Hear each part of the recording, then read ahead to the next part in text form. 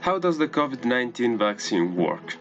Now, you might have heard that it is an mRNA-based vaccine, but what does that mean?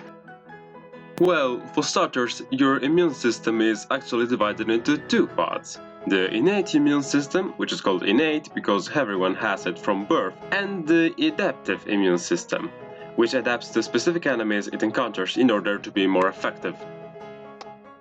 Basically, when an enemy enters your body, your innate system is the first to attack it. As your macrophages and neutrophils attack, they shred the pathogen to pieces. Enter our heroes, the dendritic cells. Consider these your scouts. Dendritic cells gather pieces of the pathogen called antigens and expose them on their membranes. They then travel to the closest lymph node, starting a chain reaction in your body. They come into contact with T helper cells, which once activated awaken your body's heavy weapons factory, B cells. B cells produce antibodies, and thanks to the information gathered by the dendritic cells, they make it so that their antibodies are as specific and as effective as possible against that particular enemy. At this point, it's just a matter of time until the infection is completely and utterly annihilated. Well, now that we know the mechanism, how do vaccines come into play? Well, there's a catch. You don't need the entire virus in order to produce antibodies, just parts of it, the aforementioned antigens.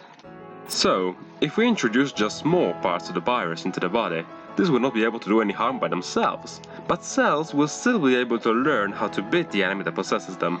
It's like studying the enemy's guns in order to produce armor. This brings us to our vaccine. Now, what does RNA have to do with all this? Well, it just so happens that COVID uses spike proteins to bind to your cells, meaning that if we make it so that Corona can't use them, then it can't affect us. And what is mRNA? It's a coded message. It contains the instructions as to how a protein is built. It's a code like having the projects for the weapons you need to defend against. Once the spike protein codifying RNA enters your cells, they can produce the enemy's weapon, and the dendritic cells can then collect them and have antibodies produced without ever coming into contact with the virus horde. Once the information has been obtained, your body will keep it for a very long time in the form of memory cells, so that if the enemy ever shows up, our army will be ready.